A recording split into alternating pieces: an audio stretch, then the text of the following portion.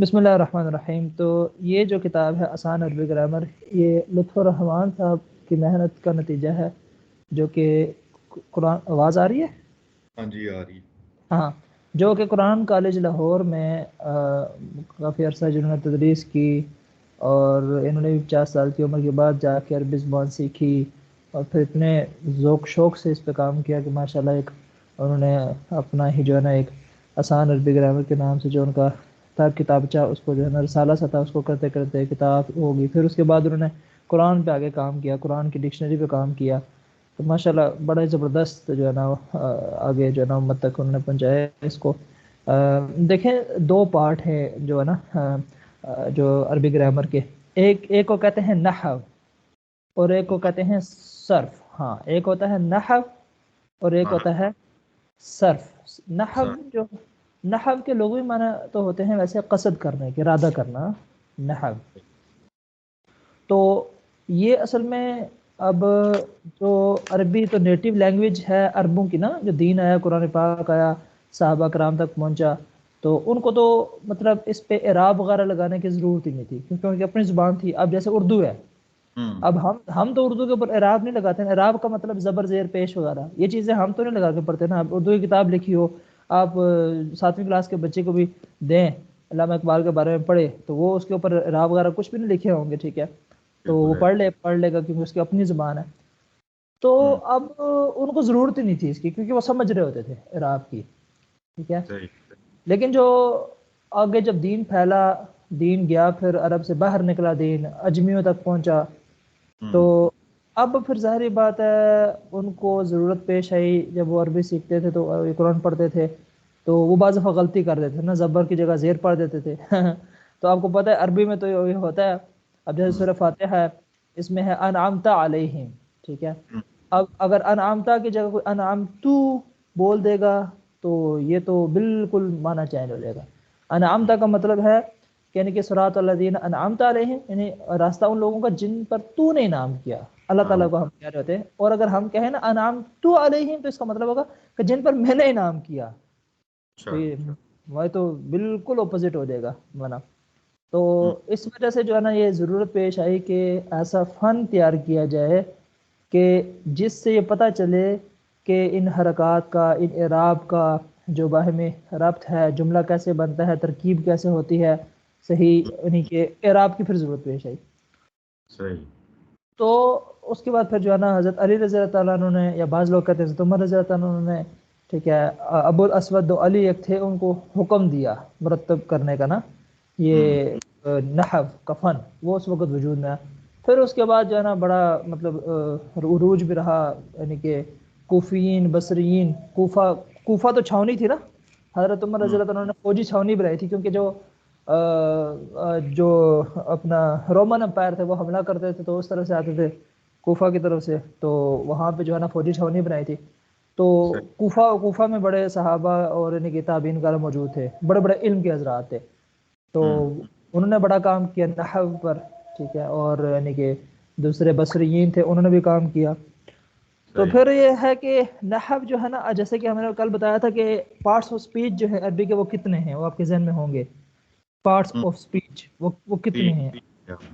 ہاں، بڑے بڑے کون سے 2 پارٹ ہیں؟ وہ مجھے بھول گیا۔ اسم اور فعل، یہ 2 بڑے پارٹ ہیں۔ کوئی بھی لینگویج ہو نا تو اس میں اسم اور یعنی نام جس کو کہتے ہیں نا، ناؤن، ٹھیک ہے، اسم اور فعل، یہ 2 بڑے پارٹس ہیں۔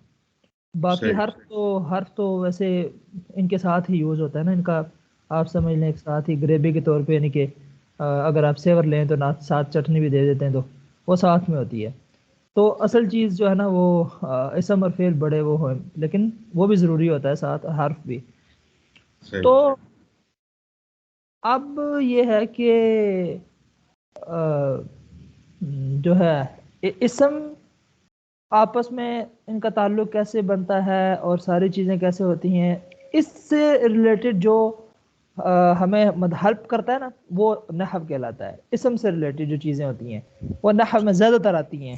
نحو میں اس میں ترکیب کا ہمیں پتہ چلتا ہے، ہمیں پتہ چلتا ہے اسم کی کتنی شکلیں ہیں، کیا چیزیں ہیں، کس طریقے سے ہے، سارا وہ پورشن زیادہ تر نحو میں کور ہوتا ہے۔ اور صرف کا مطلب ہوتا ہے پھیرنا، ٹھیک ہے، اس کو کہتے ہیں پھیرنا. اب جیسے کہ اب آپ یعنی کہ ایک لفظ ہے نا عربی میں اس کو کہتے ہیں نا مصدر، جو اصل مصدر منبع ہوتا ہے نا، روٹ ورڈز ہوتے ہیں نا، ٹھیک ہے، وہ زیادہ تر 3 ہوتے ہیں. جیسے اب عمل ہے، عمل، اب اس میں سے جو ہے نا کہیں وہ پھیریں گے اس کو نا، کہیں ورڈز بنائیں گے، کہیں وربز بنائیں گے. ٹھیک ہے، اب استعمال یہ بھی اصل میں عمل سے نکلا. ٹھیک ہے، اور مستعمل، ٹھیک ہے، اور مستعمل یا مستعمل، بہت سارے جو ہے نا وہ اس سے نکلتے ہیں. مطلب اب ضرب ہے، ٹھیک ہے، اب اصل مصدر ضرب ہے، لیکن اس سے اس کی کتنی شکلیں، ضربہ ضربا، ضربو ضربہ ضربتا، ضربنا ضربتا، ضربتما ضربتم، ضربتے ضربتما، ضربتنا ضربتو، ضربنا، یضرب یضربان، یضربون. اس طریقے سے مجہول، ماضی معروف، پھر ماضی مجہول کرتے جائیں تو بہت سارے ورڈز وہ نکلتے ہیں. تو وہ پھیرنا، تو وہ جو صرف ہے نا وہ زیادہ تر ورب سے ڈیل کرتی ہے. ورب اب جیسے ہمارے ٹینسز ہوتے ہیں، ٹھیک ہے، یہ پاسٹ ٹینس ہے، یہ فیوچر ٹینس ہے، یہ جو ہے نا اب یعنی کہ گو، وینٹ، گون. ٹھیک ہے، بعض دفعہ اس کی شکل چینج رہتی ہے، یا اس طریقے سے جو ہے نا ماضی، حال، مستقبل، 3 زمانے ہوتے ہیں، اور اس نے یہ کام کیا، یا وہ یہ کام کر رہا ہے، یا وہ کرے گا. ٹھیک ہے، تو اب وہ روٹ ورڈ اس کا ایک ہی ہوگا، لیکن وہ پھیریں گے اس کو، اسی لفظ کو ہی پھیریں گے، ورڈ وہ لفظ وہی ہوگا. ٹھیک ہے، تو وہ صرف جو ہے نا ورب سے ڈیل کرتا ہے زیادہ تر، فعل سے زیادہ جو ہے نا بحث کرتا ہے. اس میں ورب کی چیزیں آ جائیں گی آپ کی، وہ ساری کور ہو جائیں گی. دو بڑے حصے یہ. تو حرف جو ہے وہ اسی کے ساتھ ہی بیچ میں جو ہے نا وہ ایڈجسٹ ہو جائے گا. تو یہ 2 بڑے ہیں. اب ان کا جو انہوں نے کہا ہے تسہیل النحو والصرف، تسہیل کہتے ہیں. اب یہ دیکھیں نا، تسہیل، اس کا بھی روٹ ورڈ کیا ہے؟ سہل، کہتے ہیں نا سہل پسندی. تو سہل کہتے ہیں سہولت، تو تسہیل کہتے ہیں آسان کرنا. تو تسہیل النحو والصرف کہ انہوں نے یہ جو نحو اور صرف کا فن ہے یہ آسان کیا، آسانی سے سمجھ میں آ جاتا ہے بندے کو. ٹھیک ہے، اچھا کوئی کال آ رہی ہے تو سن لیں، بے شک کوئی اتنا ٹینشن والی بات نہیں ہے. نہیں وہ کوئی نہیں، بعد میں سن لیں گے. ہاں نہیں، باقی یہ ہے کہ ہماری کلاس تو ایک فرینڈلی کلاس ہوا کرے گی. مطلب اس میں کوئی وہ ایسے وہ پریشان ہونے والی بات نہیں. اگر کوئی بیچ میں گھر والے آ جاتے ہیں، بات ہو جاتی ہے، تو کوئی ایسی پریشانی والی بات نہیں ہے. ٹھیک ہے، نہیں وہی اگر کوئی ضروری ہوگی تو پھر میں آپ کو بتا دیا کروں گا. ابھی تو ہاں صحیح. تو اب یہ دیکھیں جی، اب نام کتاب آسان عربی گرامر، مؤلفین، ٹھیک ہے، اساتذہ قرآن اکیڈمی، انہوں نے بھی حصہ ڈالا ہے اپنا. ناشر مدیر مطبوعات انجمن خدام القرآن سندھ کراچی، مرکزی دفتر یہ ان کا جو ہے نا کراچی میں. فون نمبر، مقام اشاعت قرآن اکیڈمی اور سارا فون. اچھا اس کے بعد یہ قرآن اکیڈمی وہی لاہور والی، ڈاکٹر اسرار صاحب رحمۃ اللہ علیہ، ان کی ویب سائٹ وغیرہ. طبع دوم جو ہے نا، طبع اول دیکھیں 2016 میں، اور طبع دوم جو ہے نا وہ اس کے بعد ہوئی. اچھا جی، اب یہ جو ہے نا یہ اس کا حصہ اول میں جو جیسے کہ ہم نے کہا تھا کہ زیادہ تر اسم سے ڈیل کرتا ہے. تو اب آپ دیکھ لیں اسم کی حالت، جنس، عدد، ساری جو ہے نا اسم کی چیزیں اس میں جو ہے نا کور ہوں گی پہلے حصے میں. اور اب دوسرے حصے میں جا کے نا مادہ اور وزن. ٹھیک ہے، اور یہ ٹرمز تھوڑی اب آپ کو مشکل لگیں گی. ٹھیک ہے، کیونکہ یوز ٹو نہیں ہے نا، یہ مشکل لگیں گے. لیکن آہستہ آہستہ جب ہم چلتے جائیں گے، سبق میں جب ہم پہنچتے جائیں گے، تو ساری چیزیں جو ہے نا آسان ہوتی جائیں گی. ہر چیز ہمیں سمجھ آتی جائے گی، سیکوینس کے ساتھ، ترتیب کے ساتھ. ایسی ترتیب ہے نا کہ بندے کو سمجھ میں نہیں آتی، کہ بندے کی استعداد خود بخود جو ہے نا بڑھتی جاتی ہے نا. بچہ جیسے چھوٹا ہوتا ہے نا، لیٹا ہوتا ہے، وہ سوچ رہا ہوتا ہے یار یہ کیسے بڑے لوگ کیسے دوڑ رہے ہیں، بھاگ رہے ہیں، حیران ہوتا ہوگا نا. لیکن آہستہ آہستہ وہ خود جب چلنا شروع کرتا ہے، دیکھ کے گرتا بھی ہے. ٹھیک ہے، بعض چوٹ بھی لگ جاتی ہے، لیکن وہ چلنا سیکھ جاتا ہے، پھر دوڑنا بھی سیکھ جاتا ہے. تو اسی طریقے سے ابھی شاید مشکل لگے آپ کو کہ یار ابھی آپ وہی دیکھ رہے ہو کہ یار یہ کیا چکر ہے، یہ میں کہاں پھنس گیا ہوں، یہ کیا چیز ہے. ہمارا ایسے ہی ہوتا ہے مدرسوں میں. پتہ کیا ہوتا ہے، کسی نے سنا نا کہ دین سیکھنا چاہیے، ٹھیک ہے، شوق پیدا ہو گیا، چلو جی دین سیکھنے کا ایک ہی بس ان کے ذہن میں کہ مدرسے میں داخلہ لے لو. ٹھیک ہے، اب شوق میں آ جاتے ہیں وہ. اب بعض بڑے بھی آ جاتے ہیں، تھوڑے بڑے عمر کے بھی نا. اب وہ جب آتے ہیں تو ان کے ذہن میں ہوتا ہے کہ ڈائریکٹ جو ہے نا وہ قرآن کا ترجمہ یا حدیث کا وہ بھی مطلب ہوتا ہے. لیکن شروع میں تو عربی گرامر زیادہ چلتی ہے نا، عربی گرامر، تجوید کی، اور یا عربی کی کتابیں، یا صرف نحو. تو اب شروع میں آ کے جو ہے نا وہ شروع ہو جاتے ہیں گردان. ٹھیک ہے، ضرب یضرب یہ یاد کریں. وہ بعض تنگ ہو جاتے ہیں بیچارے جو ہے نا. وہ شوق جو ہوتا ہے نا، مہینے 2 مہینے ان کا وہ ہو جاتا ہے. وہ مدرسے کا سٹائل ہے نا. ٹھیک ہے، تو وہ تنگ ہو جاتے ہیں کہ یار یہ تو وہ پھر بیچارے کچھ ہوتے ہیں، کچھ نہیں، زیادہ تر تو رہتے ہیں لیکن کچھ ہم نے دیکھا ہمارے ساتھ ایک لڑکے تھے مظفر گڑھ کے، وہ ہوں پوزیشن ہولڈر تھے، مطلب وہاں سے لیپ ٹاپ بھی ملا تھا ان کو ایف ایس سی میں، تو وہ ایم بی بی ایس کرنا چاہ رہے تھے، 1 سال کر کے چھوڑ آئے تھے نا، ان کے والد سے فوت ہو گئے تھے، ان کی خواہش تھی تو وہ آ گئے تھے ادھر، روتے ہوتے تھے بےچارے نا ہوں کہ میں گھر کی یاد آتی تھی، کبھی گئے نہیں تھے اس طرح زیادہ دور، تو لیکن وہ لڑکا پوزیشن ہولڈر رہا پہ، یعنی کہ آگے چل کے ماشاءاللہ بڑا ہی لائق، بڑا ہی قابل مجاہد فرید، تو صحیح ایسے ہی ہوتا ہے، تو شروع میں شاید آپ کو تھوڑا سا مشکل ہو، لیکن جب ہم چلنا شروع کریں گے تو انشاءاللہ آپ کو آئیڈیا بھی نہیں ہوگا کہ کیسے ہم چل رہے ہیں، ہر چیز سمجھ آتی جائے گی آہستہ آہستہ۔ اچھا ابھی ہوں دیکھیں فیل کے، پھر جو ہے نا دوسرے حصے میں فیل کی باتیں ہوں گی، ورب کی باتیں ہوں گی، ٹھیک ہے؟ ہوں تو ورب کے ساری جو ہے نا قسمیں آئیں گی، ورب کیسے چینج ہوتا ہے، کس طریقے سے ہوتا ہے سارے، اور پھر باقی ہوں تیسرے اور چوتھے حصے میں باقی جو چیزیں رہ گئی ہوں گی نا وہ کریں گے۔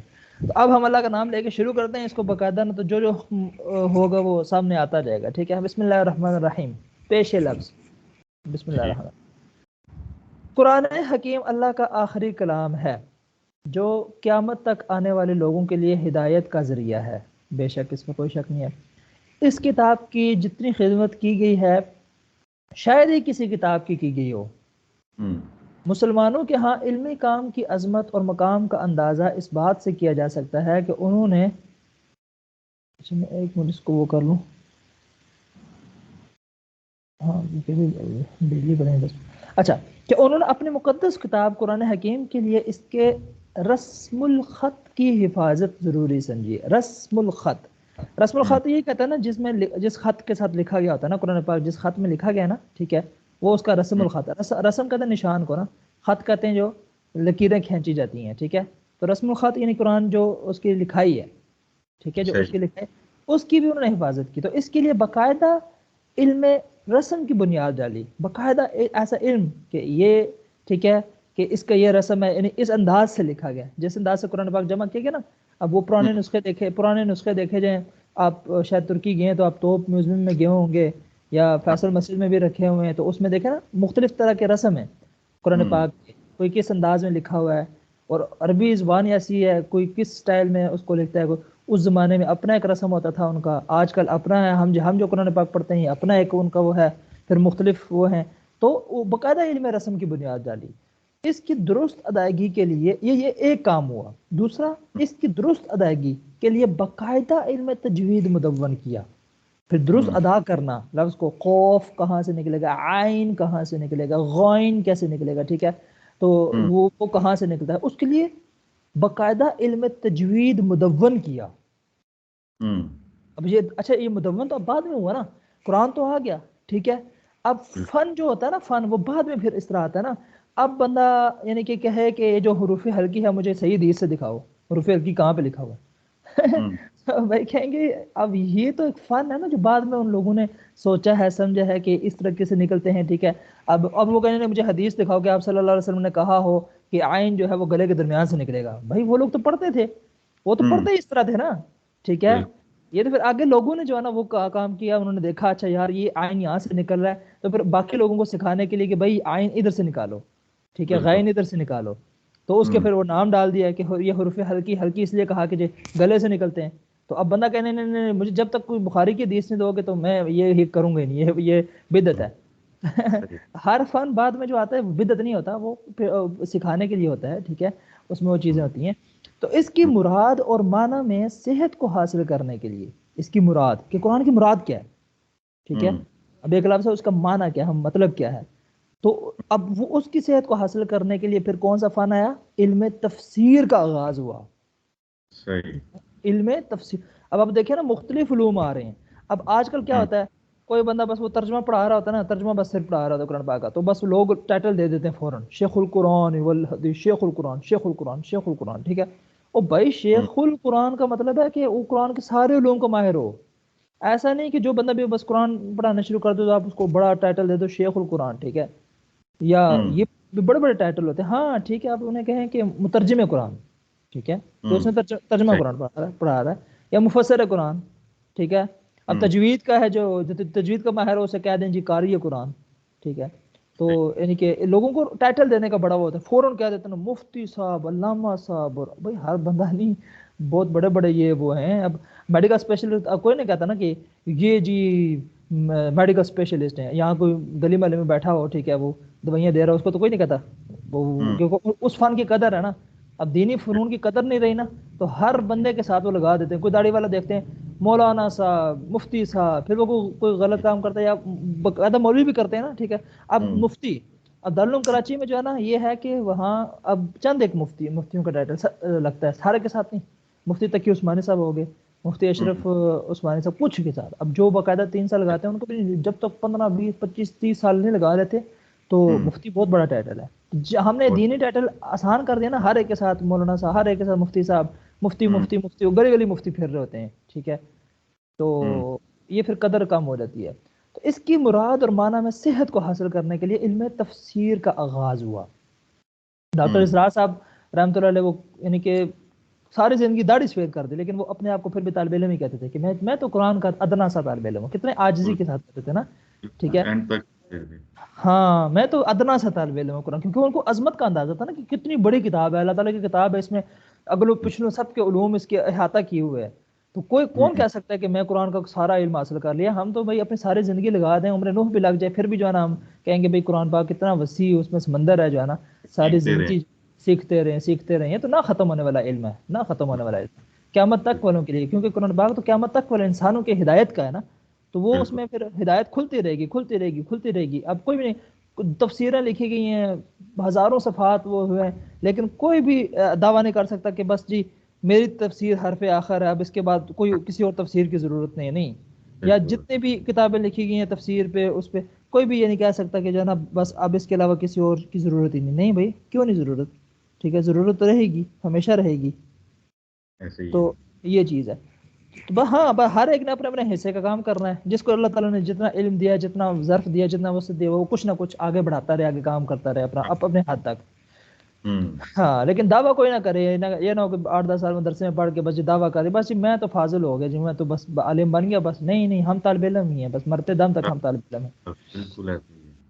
قرآن حکیم کی زبان کو سمجھنے کے لیے اب ظاہری بات ہے، اب اس کے لیے الگ سے فکر کرنی تھی. بھائی زبان تو عربی زبان ہے، ٹھیک ہے، عربیت کی ضرورت تھی. پھر ظاہری بات ہے کہ باقاعدہ عربی کا فن ہو تو علم ادب عربی کو منظم کیا. ادب عربی، لٹریچر، عربی کا لٹریچر، اس کے لیے پھر باقاعدہ ان لوگوں نے جو اس ٹائم کی شاعری تھی نا، شاعری جو اس ٹائم امراء القیس تھے، بڑے بڑے شعراء تھے جو شاعری کر کے اس ٹائم شعر و شاعری کا بڑا وہ جو نا دور تھا اس وقت. صحیح.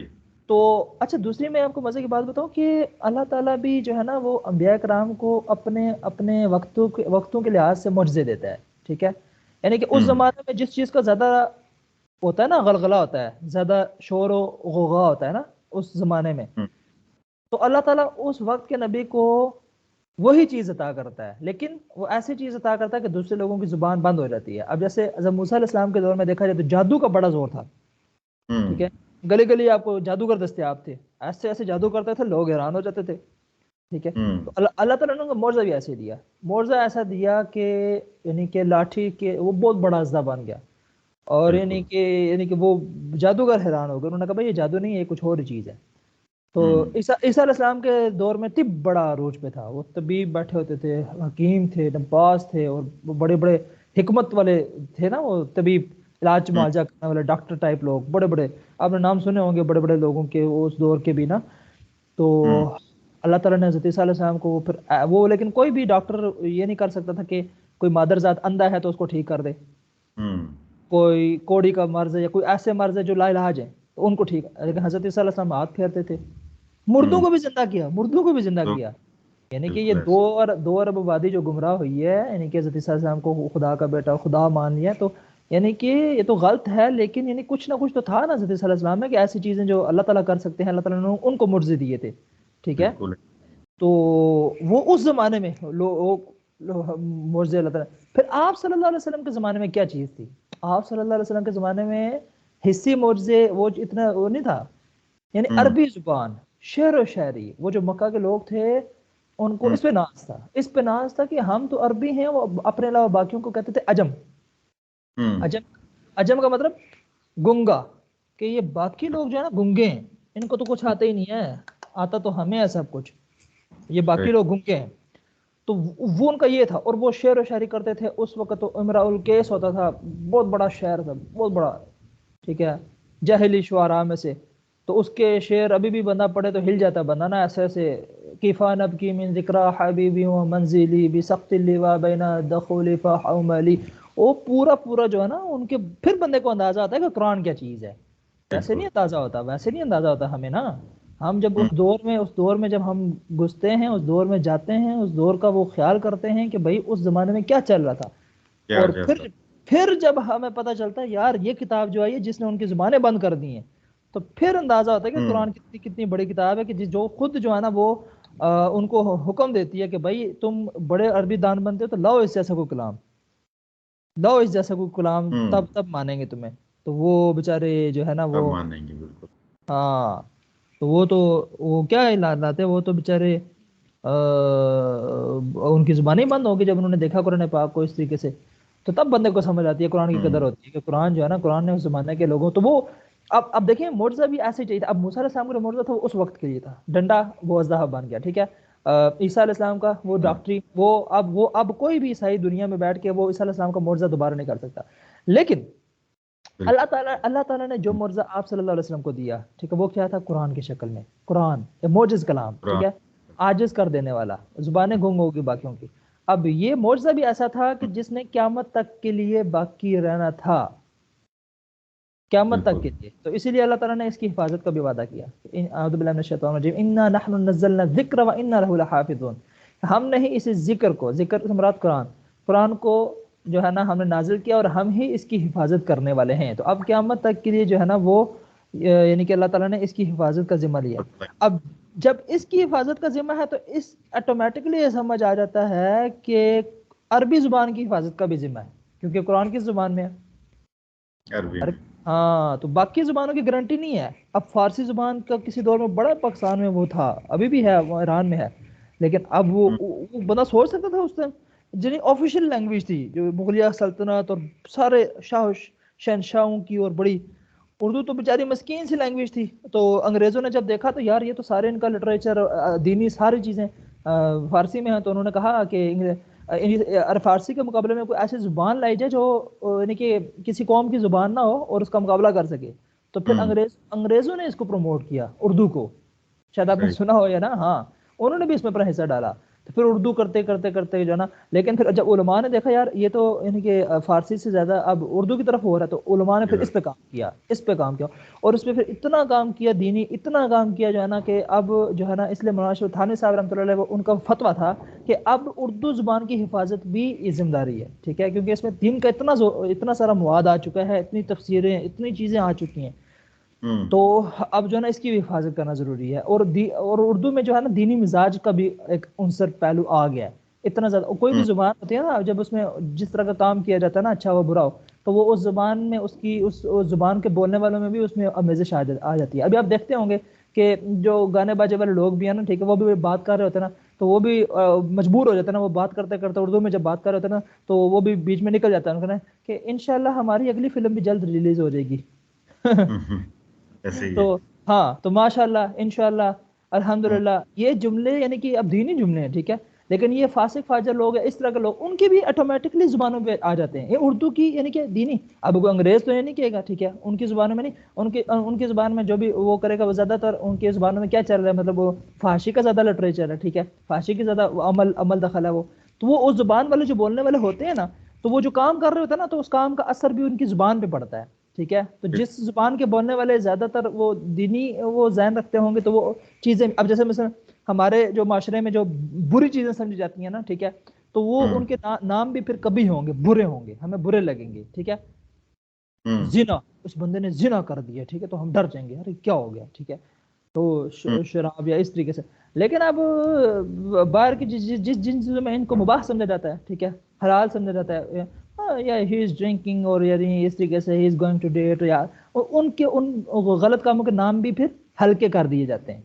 تو وہ جب نام ہلکے ہو جائیں گے، وہ کام بھی پھر ہلکے ہو جائیں گے. وہ ان کو لگے گا ہی نہیں، ہمیں لگے گا نا یار بڑی فحاشی اور بڑا یہ ہے وہ، لیکن ان کی نظر میں کچھ بھی نہیں ہوگا، کیونکہ اتنا کام کر دیا انہوں نے. تو وہ زبان میں وہ ہلکے ہو گئے. زبان کا اثر ڈیلی روٹین بن گئی نا ان کی، ڈیلی روٹین بن گئی، تو ہلکے ہو گئے، تو وہ ہلکے ہو گئے. تو اب اللہ تعالیٰ نے جو ہے نا قرآن پاک کو پھر جو ہے نا عربی زبان میں جو ہے نا اللہ تعالیٰ نے پھر اس کو نازل کیا کہ اس زبان میں پھر تاکہ ساری بات کام ہی اتنا ہو نا، اس کے اندر اتنی چیزیں آ جائیں نا کہ لوگ جو ہے نا وہ کرتے رہیں اس پہ کام، سوچتے رہیں اس پہ. ٹھیک ہے، تو پھر عربیت کی ضرورت تھی، تو علم ادب عربی میں پھر جو ہے نا کتابیں ہیں، شعراء ہیں، اس دور کے جو جاہلی شعراء مدارس میں پڑھائی جاتی ہیں، ہم نے بھی پڑھی ہیں. ٹھیک ہے، مقامات حریری وغیرہ یہ بھی بات کی جو لکھی گئی ہیں، اور اس کے علاوہ امراء القیس بہت یعنی کہ ہاں دیوان سبا، ٹھیک ہے، دیوان حماسہ، اور المعلقات السبعہ، جو معلقات السبعہ یہ پڑھائے گئے ہیں.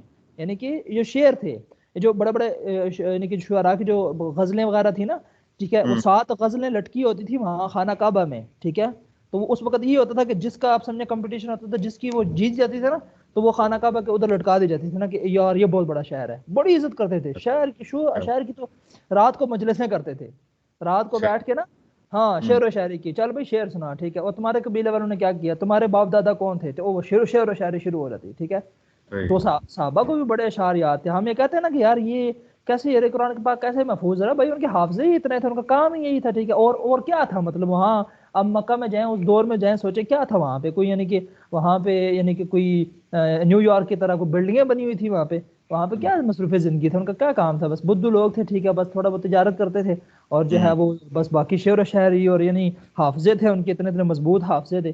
تو ایک قرآن کیا، وہ ان کو ہزاروں اشعار زبانی یاد تھے، اپنے نسب یاد تھے، ساری چیزیں یاد تھیں.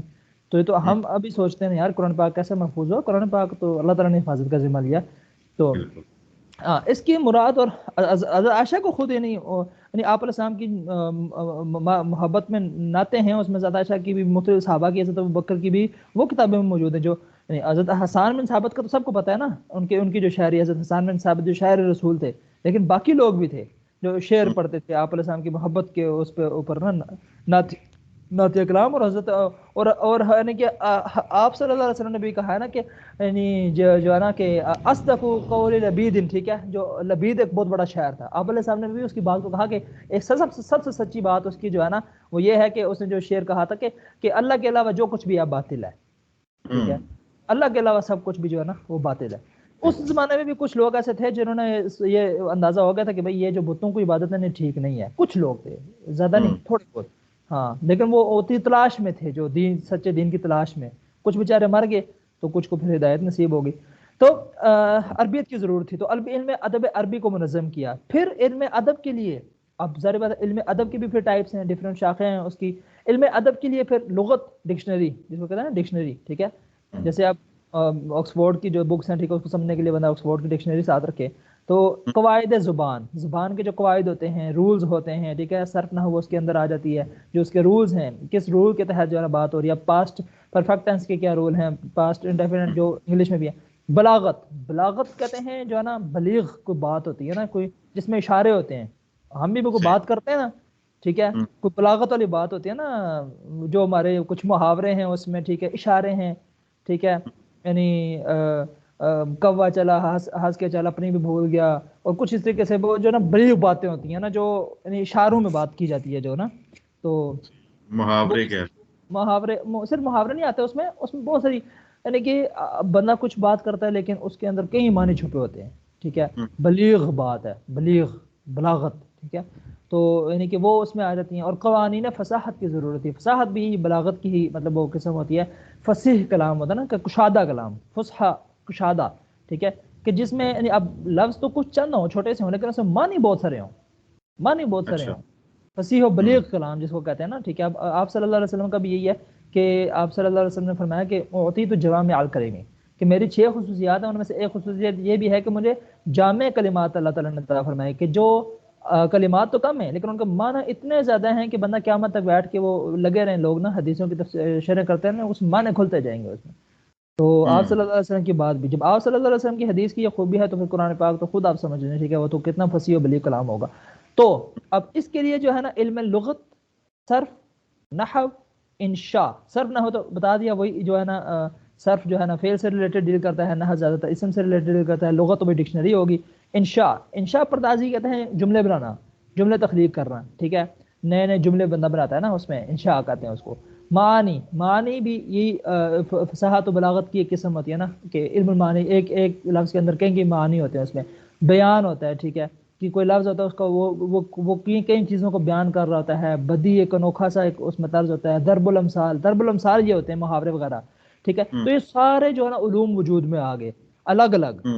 اب صرف یہ عربی کو سمجھنے کے لیے نا، عربی کو سمجھنے کے لیے کتنی ساری چیزیں جو ہے نا، ٹھیک ہے. لیکن بیسک لیول پہ کیا ہے، بیسک لیول پہ جو ہم نے سمجھنا ہے نا، جو بیسک لیول پہ ٹھیک ہے، صرف نحو، ٹھیک ہے، اور اس کے بعد جب ہم وہ کریں گے ساتھ ساتھ لغت، ٹھیک ہے. پھر جب ہم قرآن کو آگے لے کے چلیں گے تو اس میں پھر انشاء بھی آئے گی، معانی بھی آئے گا، بیان بھی آئے گا، بدی بھی آئے گا، ضرب الامثال. لیکن یہ اوپر والے لیول کی چیزیں ہیں، ٹھیک ہے. سب سے بیسک نیڈ کیا ہے عربی زبان کو سمجھنے کے لیے؟ صرف نحو، ٹھیک ہے، صرف نحو. آپ کوئی بھی بچہ مدرسے میں چلا گیا پہلے سال، آپ اس کو پوچھے کیا پڑھ رہے ہو، وہ کہے گا صرف نحو. آپ اسے پوچھیے گا ہاں بھائی صرف کیسی چل رہی ہے آپ کی، نحو کیسی چل رہی ہے. تو میں جب مدرسے میں نہیں گیا تھا تو اس سے پہلے مجھے ابو کہتے تھے کہ تمہیں صرف نحو پڑھنی پڑے گی. تو میں کہتا تھا وہ صرف جو کپڑے دھوتے ہیں یہ کون سا صرف، مجھے یہ نہیں پتا اس صرف کا. لیکن وہ تو سین سے ہوتا ہے، تو سواد سے صرف، ٹھیک ہے. صراف بھی پھیرنے والا، ٹھیک ہے. علوم وجود میں ہے. تفسیر کے لیے پھر اقوال رسول صلی اللہ علیہ وسلم کی ضرورت تھی. ہاں تفسیر، اب قرآن کا معنی ٹھیک ہے وہ آپ صلی اللہ علیہ وسلم سے بہتر تو کوئی نہیں جان سکتا نا کہ قرآن کا کیا مطلب ہے. تو اس کے لیے پھر آپ صلی اللہ علیہ وسلم کے باتیں ہیں، آپ صلی اللہ علیہ وسلم کے فرامین ارشادات، ٹھیک ہے. تو اب اس کے لیے پھر الگ سے علم کی ضرورت تھی، وہ علم الحدیث کی بنیاد پڑی، علم الحدیث کی. اب وہ ہاں، اب علم الحدیث کے اندر پھر دیکھا جائے نا، اب دیکھیں اب بخاری مسلم، اب ہم یہ کہہ رہے ہوتے ہیں نا کہ بھئی یہ صحیح حدیث ہے، یہ ضعیف حدیث ہے، ٹھیک ہے، یہ فلاں حدیث ہے، یہ مختلف اس میں کس میں ہے، ٹھیک ہے. لیکن اب کوئی یہ نہیں پوچھتا کہ بھائی یہ ٹرم کہاں سے ہے، یہ صحیح ہے، ضعیف یا حسن یا فلاں فلاں، یہ کون سی حدیث میں ہے. اور بھائی یہ تو ایک علم ہے، ایک فن ہے، بعد میں وجود میں آیا ہے، ٹھیک ہے. حدیثیں پہلے سے موجود تھیں، ٹھیک ہے. آپ یہ جو حدیث کے منکر ہیں وہ اعتراض کر رہے ہوتا ہے نا، یار یہ تو پہلے تھا ہی نہیں، بعد میں وہ بخاری لکھ دی گئی. امام بخاری رحمۃ اللہ 194 ہجری میں پیدا ہوئے ہیں، 256 ہجری میں اب فوت ہوئے ہیں. میں آپ کو یہ بتا دیتا ہوں نا ائمہ کا، ٹھیک ہے. دیکھیں جو ائمہ، 4 ائمہ نا بڑے، جو امام ابو حنیفہ رحمۃ اللہ علیہ، سب سے جو امام اعظم جن کو کہا جاتا ہے نا، جو فقہ حنفی کے جو ماننے والے ہیں نا، امام ابو حنیفہ رحمۃ اللہ، وہ 80 ہجری کو پیدا ہوئے ہیں کوفہ میں، 80 ہجری کو، ٹھیک ہے. اور 150 ہجری کو فوت ہوئے ہیں. تو وہ سب سے بڑے تھے مطلب ائمہ میں نا، ٹھیک ہے، فقہا میں، یعنی کہ ہاں ہاں امام ابو حنیفہ رحمۃ اللہ وہ 80 ہجری کو پیدا ہوئے تھے. آپ صلی اللہ علیہ وسلم 11 ہجری کو فوت ہوئے تھے مدینہ منورہ میں، ٹھیک ہے. مدینہ منورہ کے بعد پھر جو ہے نا وہ حضرت ابوبکر صدیق رضی اللہ عنہ کی خلافت رہی، پھر حضرت عمر کی، حضرت عثمان کی، پھر حضرت علی رضی اللہ عنہ کوفہ میں چلے گئے تھے. وہ میں نے بتایا تھا نا حضرت عمر نے کوفہ میں چھاؤنی بنائی تھی نا کوفہ میں، تو حضرت عبداللہ بن مسعود کو بھیجا تھا وہاں. حضرت عبداللہ بن مسعود رضی اللہ عنہ دین سکھاتے رہے لوگوں کو، بہت سارے شاگرد اپنے تیار کیے حضرت عبداللہ بن مسعود نے. تو یہ ہے کہ پھر اس کے بعد جو ہے وہ ماحول بنا کوفہ میں کافی زیادہ دین کا. تو پھر اس کے بعد اسی وجہ سے حضرت علی رضی اللہ عنہ نے اپنا جو ممبر و محراب سارا کو جو ہے نا وہ خلافت، وہ دارالخلافہ وہاں شفٹ کیا تھا. مدینہ کے بعد کوفہ چلے گئے تھے. 40 ہجری میں وہ کوفہ میں شہید ہوئے، ٹھیک ہے. اس کے بعد 61 ہجری میں حضرت حسین رضی اللہ عنہ کوفہ میں شہید ہوئے. تو 80 ہجری میں امام ابو حنیفہ پیدا ہو گئے. 80 ہجری میں اب دیکھ لیں صحابہ کے کتنے قریب ہیں وہ، ٹھیک ہے، صحابہ کرام کے کتنے بالکل نزدیک قریب. ابھی مطلب آپ جب پیدا ہوئے آپ سے 20 سال پہلے جو بھی لوگ تھے، ٹھیک ہے، آپ ان کی باتیں سنتے ہیں، ہاں جی انہوں نے یہ کہا، انہوں نے یہ کہا. تو وہ تو امام ابو حنیفہ تو مطلب آخری صحابی 110 ہجری میں فوت ہوئے ہیں، ٹھیک ہے، وہ تو عامر بن طفیل واصلہ. لیکن باقی صحابہ نہیں ہوئے. وہ تو کوفہ میں ماحول تھا پورا، ایک صحابہ کے شاگرد موجود تھے اور انہیں اس طریقے سے. تو 80 ہجری کو وہ پیدا ہوئے اور 150 ہجری میں امام ابو حنیفہ رحمۃ اللہ کوفہ میں وہ فوت ہوئے. اور دوسرے نمبر پہ جو امام ہیں، جو یہ 4 فقہا ہے نا، 4 فقہ جن کی فقہ ہے نا، ٹھیک ہے، جن کے لوگ فالو کرتے ہیں نا. فقہ حنفی جو ہے نا اس ٹائم سب سے زیادہ، اب 1.5-2 ارب اگر مسلمان ہیں نا، تو اس میں آپ دیکھ لیں پاکستان کے مسلمان 25 کروڑ ہیں، تو اس میں آپ 20 کروڑ حنفی ہوں گے، ٹھیک ہے، بریلوی دیوبندی ملا کے. تو باقی تو پھر یعنی اہل حدیث بھی تھوڑے ہیں، اور یعنی کہ باقی شیعہ وغیرہ یہاں پہ مینورٹی میں، ٹھیک ہے. افغانستان میں وہ حنفی ہیں، ٹھیک ہے. اور انڈیا میں جو ہے نا وہ دیوبندی بریلوی حنفی ہیں. ترکی میں حنفی ہیں، ٹھیک ہے. پھر یہ چائنا اور یعنی باقی علاقوں میں ان طرف بھی کافی جو ہے نا حنفی کافی زیادہ. بنگلہ دیش میں حنفی ہیں، ٹھیک ہے، وہ زیادہ دیوبندی ہیں. تو صرف اب انڈیا، بنگلہ دیش، پاکستان کے مسلمانوں کو اگر وہ کنسیڈر کرنا تو 50-60 کروڑ تو یہ بن جاتے ہیں، ٹھیک ہے، حنفی. باقی افغانستان، ترکی اور باقی آگے پیچھے سارے ملاؤ تو 70-80 کروڑ تو حنفی بن جاتے ہیں، جو امام ابو حنیفہ رحمۃ اللہ کی فقہ کو فالو کرنے والے ہیں، ٹھیک ہے. 80-90 کروڑ سے زیادہ بن جاتے ہیں. تو میجورٹی میں فقہ حنفی. یہی لے سکتے ہیں جو سب سے پہلے اور قریبی امام تھے وہ اپنا امام حنیفیہ تھے، سب سے قریب امام ابو حنیفہ رحمۃ اللہ، یعنی کہ قریب، یعنی اس کے علاوہ بھی ائمہ گزرے ہیں، مطلب ائمہ تھے، مطلب اس کے علاوہ بھی، مطلب اب امام حسن بصری تھے، اس کے علاوہ بہت امام ابراہیم نخعی تھے، لیکن جس کی فقہ چلی ہو، جس کے آگے شاگردوں نے آگے ان کی فقہ پھیلائی ہو، آگے کام کیا ہو، ہم تک پہنچی ہو، جن کی فقہ ہاں کتابوں میں مدون ہمیں ملتی ہو، ویسے تو اماموں کے زمانے ہاں ریٹن میں، ہاں بالکل بالکل بالکل. اب جیسے اب حدیثیں جو ہیں زیادہ حضرت ابو ہریرہ رضی اللہ عنہ سے ملتی ہیں، حالانکہ حدیث کا علم زیادہ حضرت عبداللہ بن عمر بن عاص کے پاس تھا، ٹھیک ہے، لکھا ہوا، لیکن وہ زیادہ جہاد میں مصروف رہے، لیکن حضرت ابو ہریرہ رضی اللہ عنہ پھر مصروف ہو گئے اس کام میں، حالانکہ وہ 7 ہجری کو مسلمان ہوئے ہیں، ٹھیک ہے، غزوہ خیبر کے بعد، لیکن اس کے بعد جو ہے ان کا کام ہی ان کا یہی تھا، 57 ہجری کو فوت ہوئے، 59 ہجری کو، تو ان کا کام ہی یہی تھا، بس پڑھنا پڑھانا. کچھ لوگ ہوتے ہیں نا، ذری بات ہے، ان کا مشن یہی ہوتا ہے کہ پڑھنا پڑھانا، ٹھیک ہے، تو وہ پھر ان کے زیادہ شاگرد تیار ہوتے ہیں، تو پھر ان کی زیادہ دسیں، کیونکہ کچھ شیعہ حضرات اعتراض بھی کرتے ہیں نا ان پہ، کہتے ہیں کہ بھائی یہ کس طریقے سے، یعنی کہ وہ کیسے ہو سکتا ہے کہ جو نا حضرت ابو ہریرہ نے اتنا زیادہ حدیثیں کہاں سے وہ کر لی، تو بھائی ان کا کام ہی انہوں نے یہی بنایا، بس یہی کام کرنا ہے انہوں نے.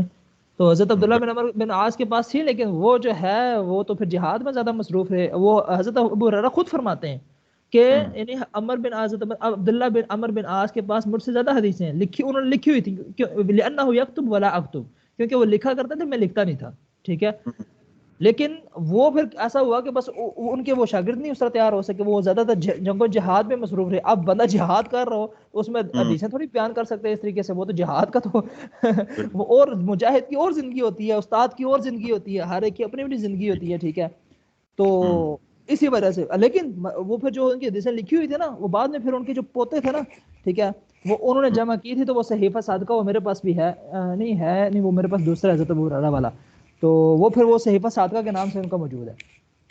تو یہ چیز ہوتی، تو وہ صحابہ کے قریب جو تھا کوفہ میں، تو امام ابو حنیفہ رحمۃ اللہ علیہ تھے پہلے نمبر پہ، جن کو امام اعظم اس وجہ سے کہا جاتا ہے نا. امام اعظم یہ نہیں کہ آپ صلی اللہ علیہ وسلم سے بڑے ہیں، کوئی اہل حدیث والے حضرات اس طرف لے جاتے ہیں کہ امام اعظم تو آپ صلی اللہ علیہ وسلم ہے، اس معنی میں نہیں، یعنی کہ جو 4 ائمہ مشہور ہیں نا، ان میں سے بڑے ہیں، ٹھیک ہے، جیسے ہاں جیسے ہم کہتے ہیں قائد اعظم کہتے ہیں، ٹھیک ہے، ہم تو اب قائد اعظم کا یہ مطلب نہیں کہ آپ علیہ السلام سے بھی بڑے قائد ہیں قائد اعظم، نہیں، یعنی اس میں جو لیڈر تھے نا ان میں بڑے یہ تھے، ٹھیک ہے، اعظم کا مطلب بڑے، ٹھیک ہے، تو ان میں سے بڑے یہ تھے. تو جسٹ ٹرم ہوتی ہے. تو میں نے آپ کو بتایا نا کچھ ہوتے ہیں اس مزاج کے جو فوراً کہتے ہیں بھائی صحیح حدیث دکھاؤ، بھائی صحیح حدیث دکھاؤ، تو بھائی ہر چیز کی صحیح حدیث تو نہیں ہوتی نا، ٹھیک ہے. تو یعنی کہ اب یہ ایک ٹرم ہے جسٹ سمجھانے کے لیے بھائی کہ یعنی باقی ائمہ میں بڑے تھے، تو 80 ہجری میں وہ پیدا ہوئے، تو 150 ہجری میں 70 سال کی عمر میں. اب دوسرے جو امام تھے دوسرے نمبر وہ مدینہ منورہ میں تھے، ٹھیک ہے، مدینہ منورہ میں. اب وہ کب پیدا ہوئے؟ وہ 93 ہجری میں پیدا ہوئے تھے، ٹھیک ہے، 93 ہجری میں پیدا ہوئے تھے، 13 سال چھوٹے تھے، اور وہ فوت ہوئے 179 ہجری میں، 179 میں. وہ ان کو کہا جاتا تھا امام مدینہ، امام مالک رحمۃ اللہ علیہ. مالکی فقہ ان کے جو زیادہ تر مطلب جو افریقن کنٹریز ہے نا، اس میں زیادہ تر یہ چلتی ہے ان کی مالکی فقہ، ٹھیک ہے، ہاں مالکی ہوتے ہیں، افریقن کنٹریز میں زیادہ چلتی ہے ان کی. عرب میں بھی ہے کچھ، لیکن عرب میں اتنی نہیں ہے، عرب میں زیادہ حنبلی کو فالو کیا جاتا ہے، ٹھیک ہے، زیادہ تر ان کی جو ہے نا ادھر ہے فین فالوئنگ. تو امام مالک رحمۃ اللہ علیہ وہ بھی بڑے، ان کی موطا امام مالک ہے، حدیث کی کتاب، ٹھیک ہے، بڑے امام تھے، بڑے چوٹی کے امام. لیکن ہمارے امام ابو حنیفہ رحمۃ اللہ کے جو شاگرد تھے نا، ایک امام ابو یوسف تھے، ایک امام محمد تھے. تو امام ابو یوسف رحمۃ اللہ علیہ نے پھر جا کے ان سے بھی کچھ علم حاصل کیا، ان سے بھی ڈیبیٹس ہوئی ان کی، امام ابو یوسف کی. اور امام محمد نے پھر جا کے ان سے بھی وہ کیا، امام محمد نے، جو 2 مین شاگرد تھے نا امام جنہوں نے علم پھیلایا زیادہ امام ابو یوسف اور امام محمد.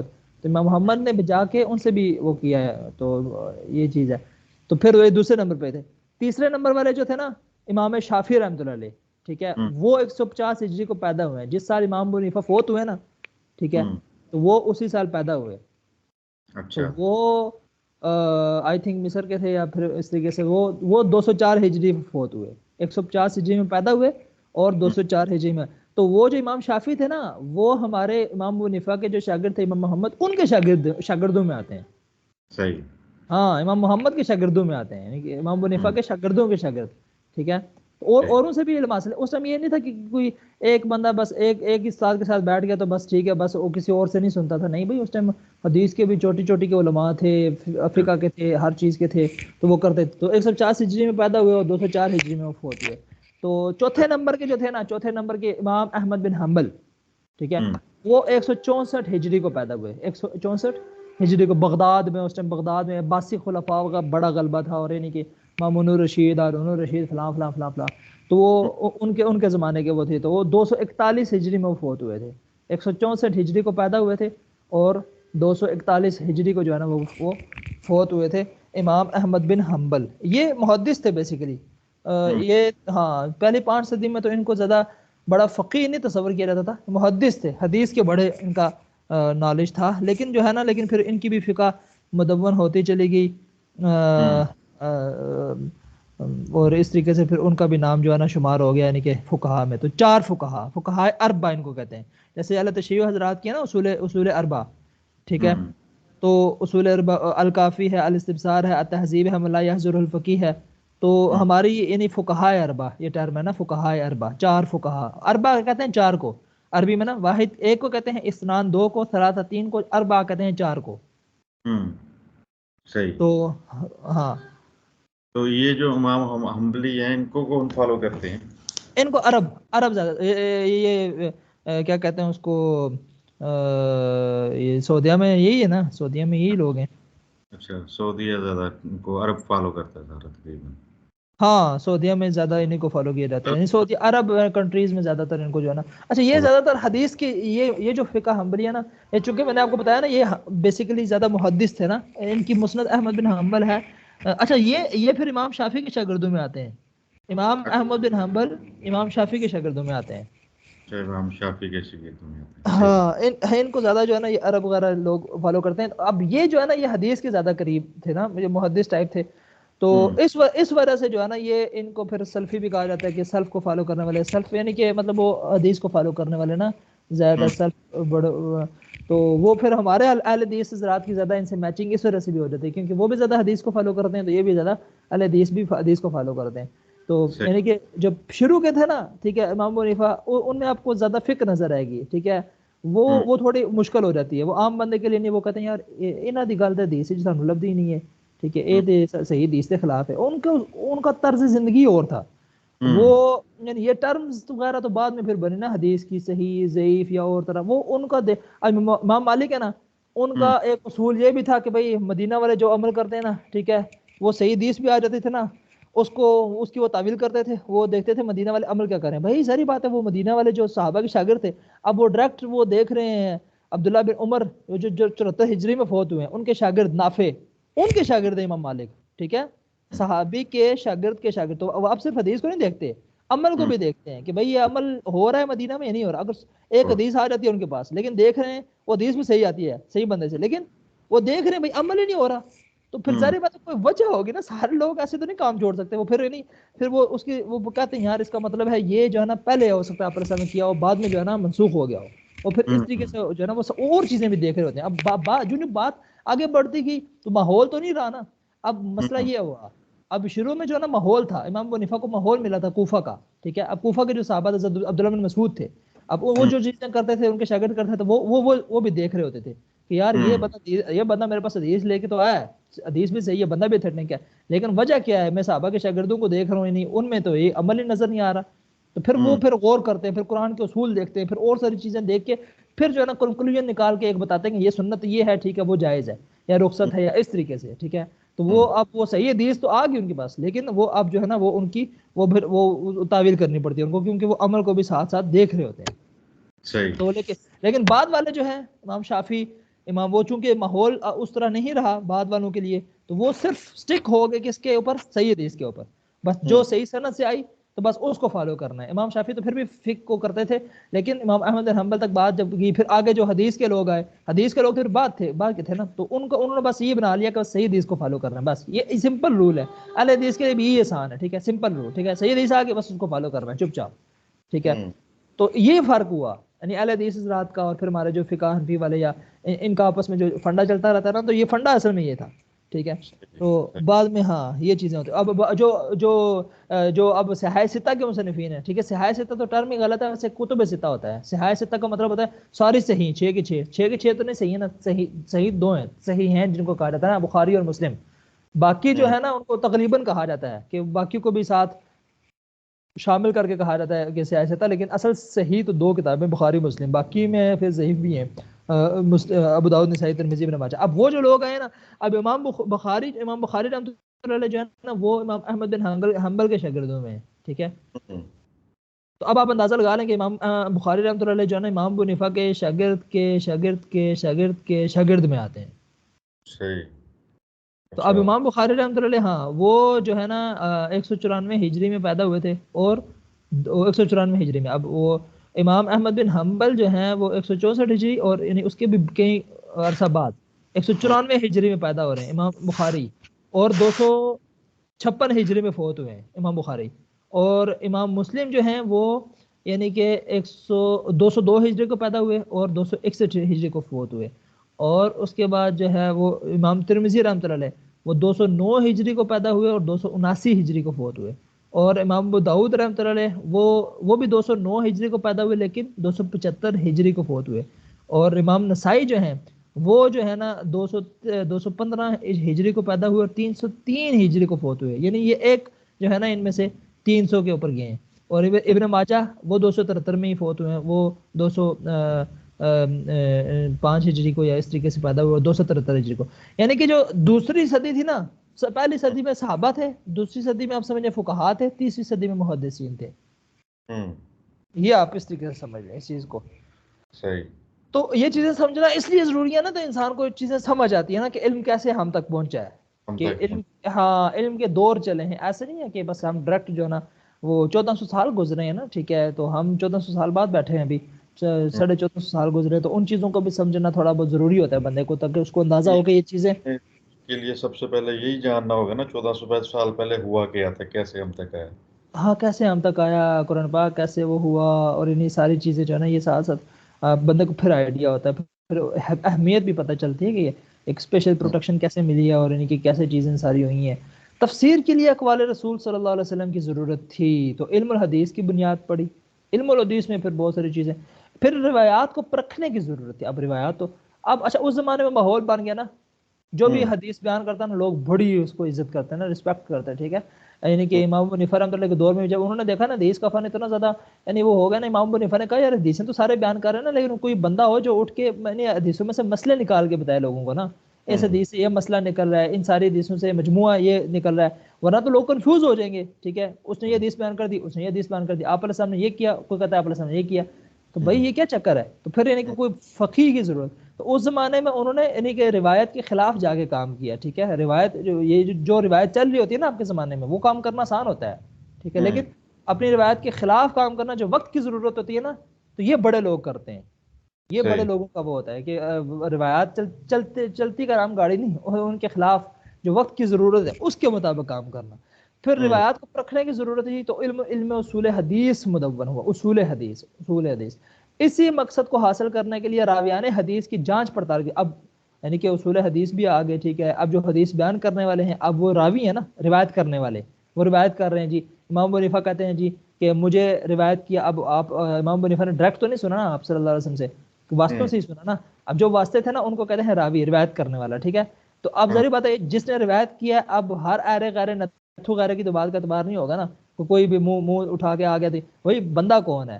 ٹھیک ہے، اس بندے کا کردار کیا ہے، اس بندے کا اسٹیٹس کیا ہے، اس بندے کا لیونگ سٹائل کیا ہے، عام زندگی کیسی ہے اس کی. ٹھیک ہے، وہ ساری چیزیں پھر پرکھتے تھے. وہ جو ہوتے تھے نا جو خاص اس فن کے لوگ تھے، تو علم اسماء الرجال مرتب ہوا. ٹھیک ہے، یہ ایسے لوگ تھے نا، یہ طبقہ ایسا تھا نا اسماء الرجال کا، کہ یہ اپنے والدین کو بھی نہیں بخشتا تھا. ٹھیک ہے، کہ اگر باپ بھی حدیث میں کمزور ہے نا تو سیدھا کہیں گے انہ ضعیف فی الحدیث. ٹھیک ہے، اس میں وہ نہیں کرتے تھے کہ نہیں میرا چاچا ماما آیا تو بس ٹھیک ہے. نہیں، اگر حدیث میں کوئی کمزور ہے تو وہ کہتے تھے ہاں بالکل کھرے. تو وہ یہ اور یہ فن سارا جو ہے نا غیبت پر ہی تھا، سارا غیبت ہی تھی، یہ ساری غیبت ہی تھی. ٹھیک ہے، تو ہاں ان کے لیے غیبت جائز تھی، باقیوں کے لیے نہیں ہوتی، لیکن ان کے لیے کیونکہ ساری باتیں انہوں نے بتانا ہوتا تھا نا لوگوں کو کہ وہ اس حدیث ہے، وہ تو دجال ہے، کذاب ہے. ٹھیک ہے، اب امام مالک رحمۃ اللہ علیہ کہتے ہیں، محمد بن اسحاق کو کہتے ہیں دجال کذاب. ٹھیک ہے، حالانکہ وہ بخاری میں ان کی روایتیں ہیں. ٹھیک ہے، لیکن وہ ان کو وہ سمجھتے تھے. تو وہ جس کو جس طریقے سے سمجھا ہوتا تھا نا وہ اس پہ لازم ہوتا تھا بتانا. تاکہ لوگوں کا دینی نقصان نہ ہو نا, لوگ کسی غلط آدمی سے جو ہے نا دین نہ لے لیں, ٹھیک ہے.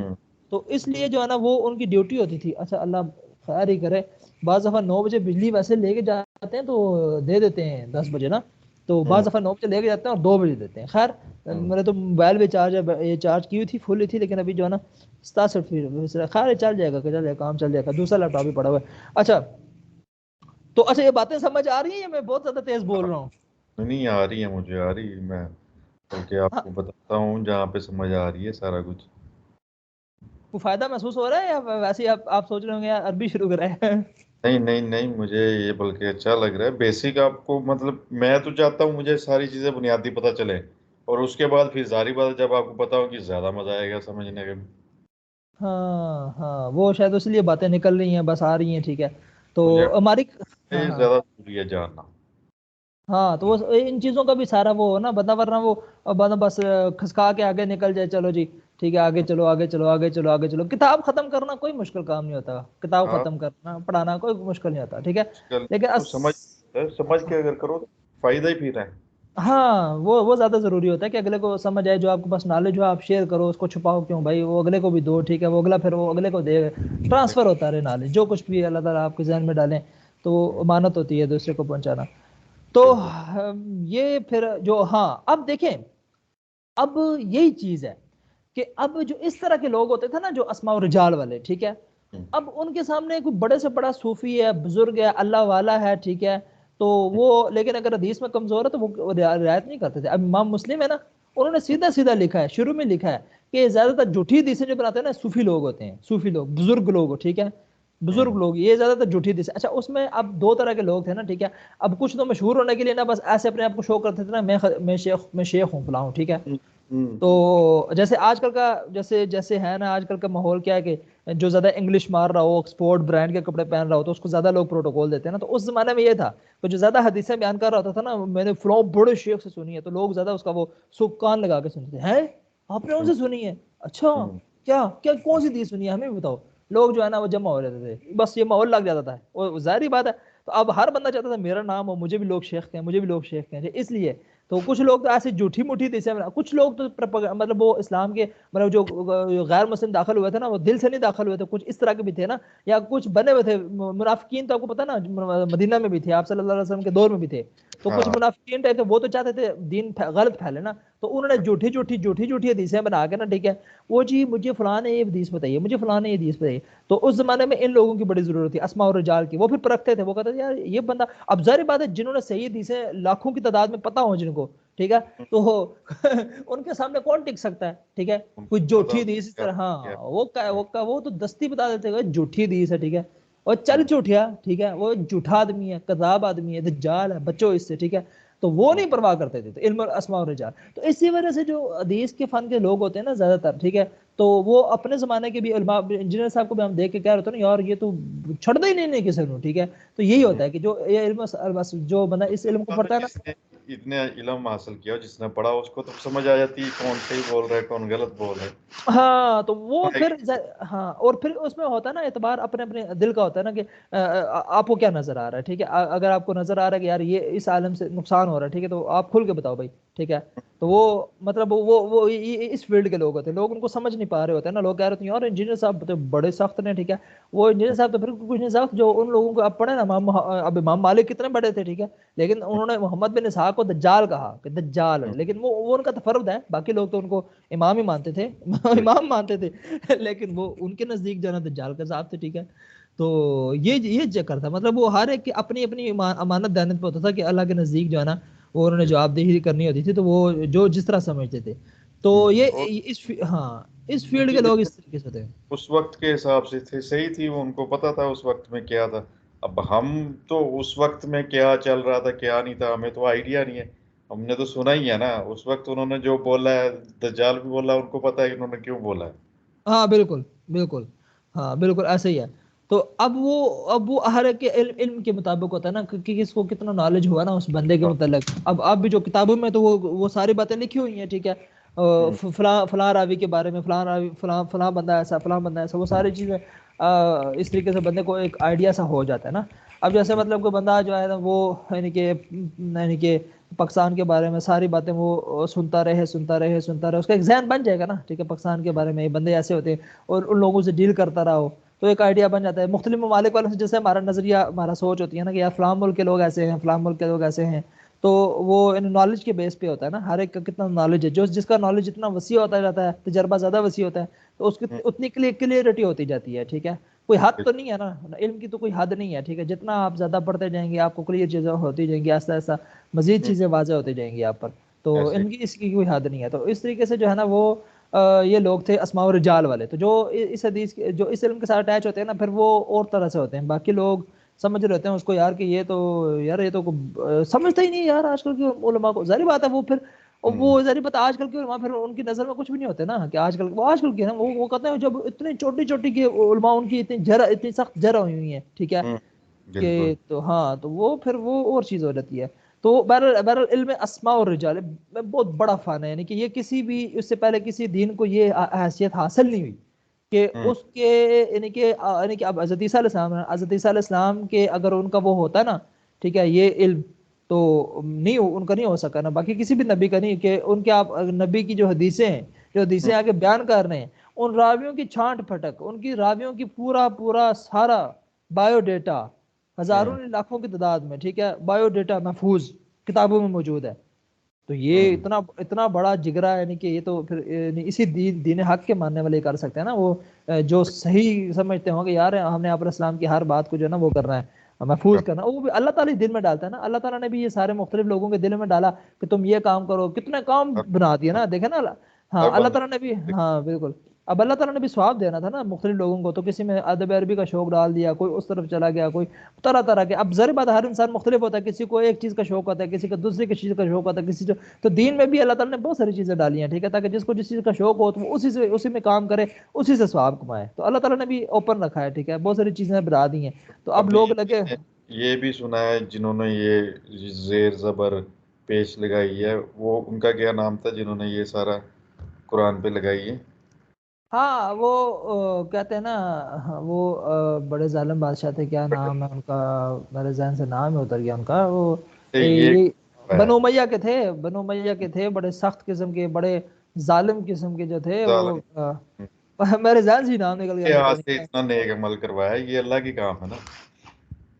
ہاں بالکل، یہی ہے، ایسے ہی ہے، تو میں چیک کرتا ہوں یار کیا نام تھا، میرے ذہن سے نام کیوں نکل گیا ان کا، قرآن پر کس نے لگائے،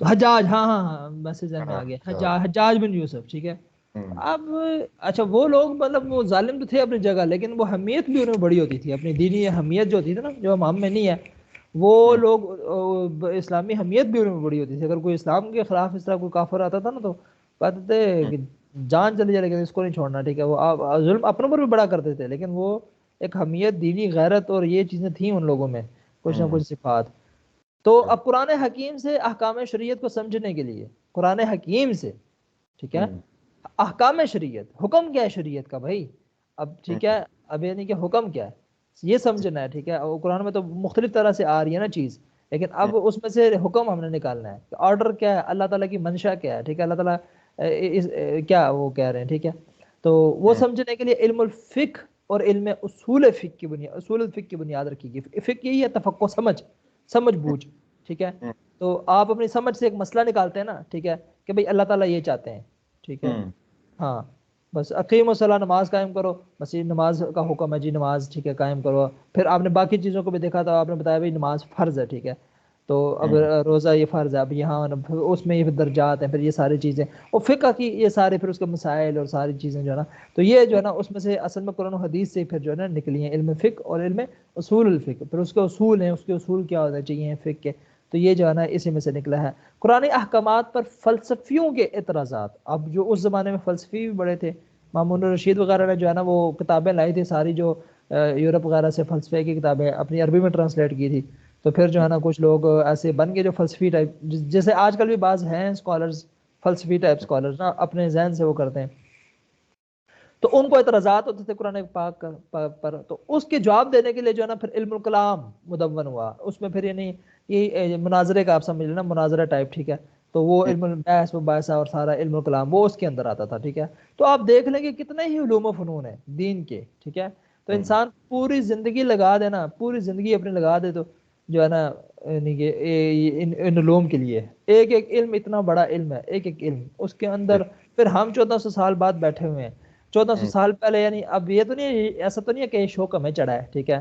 ہم سے پہلے جو بڑے بڑے شوقین لوگ ہیں انہوں نے اس پہ کام کیا ہے، انہوں نے اس پہ ورک کیا ہے، محنتیں کی ہیں. لوگوں نے کیا، جن کو شوق تھا بہت لوگوں ہاں نے. بہت لوگوں نے. اب علم النحو و صرف کی بنیاد ہمارے اسلاف نے، اسلاف یعنی سلف کہتے ہیں جو گزر گئے نا، بڑے، ٹھیک ہے، ہمارے اسلاف نے قرآن فہمی کے لیے رکھی تھی. اصل مقصد یہ تھا ان کا کہ قرآن پاک ہمیں سمجھ آ جائے. اسی مقصد کو حاصل کرنے کے لیے بر عظیم، بر یعنی بر کو خشکی کا بڑا ٹکڑا نا، خشکی کا ایک بڑا ٹکڑا، پاک و ہند میں بھی کئی کتابیں لکھی گئیں، جن میں ایک کتاب عربی کا معلم کو کافی شہرت حاصل ہوئی. عربی سکھانے والی کتاب، ایک کتاب تھی عربی کا معلم. یہ کتاب مولانا عبدالستار خان رحمۃ اللہ علیہ کی تصنیف کردہ تھی، انہوں نے لکھی تھی یہ کتاب عربی کا معلم. بعد ازاں اسی کتاب کو بنیاد بناتے ہوئے کئی کتابیں تحریر کی گئیں، اسی کو بنیاد بنا کے. بنیاد ان کی وہ کتاب تھی عبدالستار خان صاحب. انہی کتابوں میں سے ایک کتاب لطف الرحمان صاحب کی تالیف کردہ آسان عربی گرامر بھی تھی، جو موصوف نے قرآن اکیڈمی میں اپنے استاد حافظ احمد یار رحمۃ اللہ علیہ کی خواہش پر مرتب کی تھی. ہاں ان کے استاد تھے نا حافظ احمد یار صاحب، پروفیسر بھی تھے، پنجاب یونیورسٹی میں بھی پروفیسر تھے عربی کے اسلامیات کے، اس طریقے سے نا. تو وہ قرآن اکیڈمی میں آ کے پڑھاتے تھے حافظ احمد یار صاحب، یہ بڑے تھے، ٹھیک ہے. تو یہ عربی کا معلم پڑھاتے تھے نا. لیکن اب وہ دیکھ رہے تھے کہ بھئی قرآن کالج میں جو آ رہے ہیں لڑکے ینگ جو کالج والے، تو اب وہ جو کتاب ہے نا عربی کا معلم، وہ اس میں زیادہ اردو گاڑی اردو ہے، ٹھیک ہے.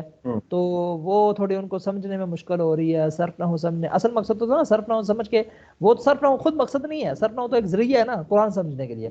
تو اب انہوں نے کہا کہ یار یہ کتاب تو جو نئے لڑکے آ رہے ہیں، نئی جنریشن آ رہی ہے، تو ان کے لیے تھوڑی ٹف ہو رہی ہے. تو اب ان کی خواہش تھی کہ کوئی بندہ ایسا ہو، اپنی بھی خواہش تھی تو کہ اس کو تھوڑا سا چینج کرے، اس کو تھوڑا آسان کرے. آسان. اب وہ خود کر نہیں سکتے تھے، اتنے مصروف ہوتے تھے، لیکن وہ جو خود تھوڑے بہت نوٹس بناتے تھے نا، تو اس کے مطابق وہ کام کرواتے تھے، ٹھیک ہے. اب ان کے شاگرد تھے لطف الرحمان صاحب، وہاں پڑھتے تھے اس ٹائم، ٹھیک ہے. وہ بس ہوتے ہیں نا کچھ اپنے شاگرد ایسے ہوتے ہیں جو چاہتے ہیں کہ ہم بھی کچھ کام کریں. تو انہوں نے جب دیکھا کہ استاد کی خواہش ہے اور انہیں مدرسے میں بھی اتنی سخت ضرورت ہے، ظاہر بات ہے سارے لڑکے کہہ رہے ہوں گے یار یہ کیا، یار یہ عربی کا معلم سمجھ نہیں آ رہی ہمیں، کس طرح یہ کون سی اردو لکھی ہوئی ہے، ہمیں تو سمجھ نہیں آ رہی، کوئی تھوڑی انگلش کے الفاظ یوز ہوں، کچھ تھوڑا سا آسان ہو، ٹھیک ہے. تو اب پھر ان کو جوش پیدا ہوا. لطف الرحمان صاحب اس ٹائم جوان تھے، 85-90 کی بات ہے. جوش پیدا ہوا، یار میں یہ کام کروں گا. ظاہر بات ہے ہمارے استاد بھی محنت کر رہے ہیں، تھوڑی سی چینجنگ کرا کے نوٹس دے رہے ہیں ہمیں، تو میں کیوں نہ میں اٹھوں، میں یہ کام کروں. تو جب یہ اپنا اس ٹائم تازہ جب انہوں نے پڑھا تھا، تو اس کے بعد جو ہے نا اسی پہ ورک کرنا شروع کیا، ٹھیک ہے. اس کے بعد ورک کرتے کرتے بس ان کی یہ نا آسان عربی گرامر بن گئی. تو اب حافظ احمد یار رحمہ اللہ کی عربی کی تدریس کے لیے عربی کا معلم سے استفادہ کرتے تھے، استفادہ اس سے کرتے تھے، لیکن انداز اپنا تھا ان کا.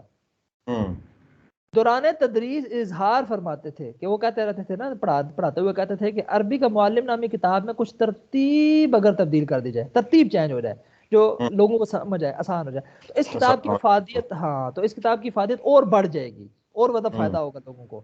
تو لطف الرحمان صاحب فرماتے ہیں کہ میں اس انتظار میں تھا کہ حافظ صاحب خود اس کام کو سر انجام دے. وہ تو کہہ رہے تھے کہ استاد جی کریں نا، وہ جیسے ہم بھی کہتے ہیں نا بس جی بڑے لوگ کریں دین کا کام، ٹھیک ہے.